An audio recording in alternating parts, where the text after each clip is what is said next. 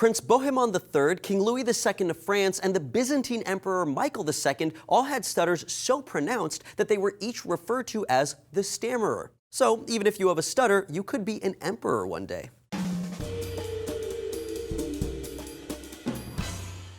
Hey there, stuttering stallions, Jules here for D News. A stutter is a type of speech disorder, when your speech is involuntarily broken up by repetitive sounds or blocks where you can't quite say the sounds you want to. More than 70 million people worldwide are believed to be stutterers. Some develop the stutter in childhood, and it goes away. Others can develop it later in life. Boys get it more often than girls, and they're more likely to have it persist into adulthood. For a long time, it was believed that the disorder was psychosomatic, meaning that it wasn't related to a physical cause, but rather a mental block, like stress. Well, it turns out that's not quite true.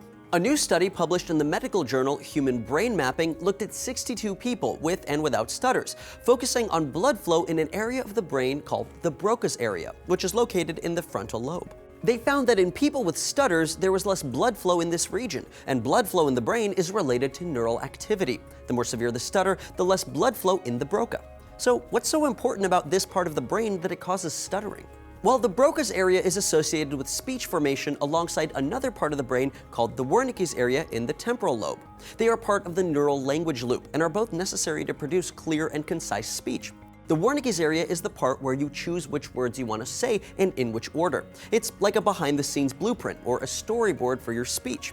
This information is then fed into the Broca's area, which produces those words out loud, like a word factory. For stutterers, their Wernicke's area is able to put together the sentences, while the Broca's area struggles to produce them.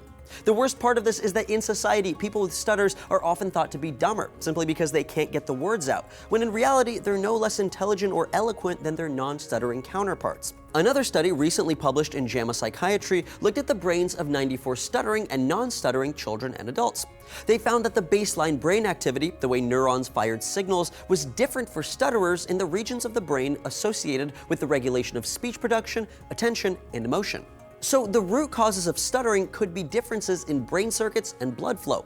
But stress and anxiety can also take a toll, making stuttering worse because the parts of your brain associated with attention and language processing interact with the parts of your brain that regulate emotion. Stuttering is a complicated condition without any easy fixes. Those who suffer from it may be able to curb the tendency with the help of a speech therapist, and for others, like children, it may go away on its own.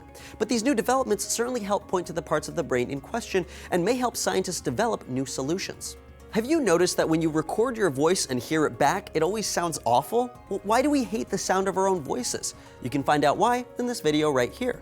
And do you have any other language processing questions? Let us know down below in the comments, and don't forget to like and subscribe for more D News every day.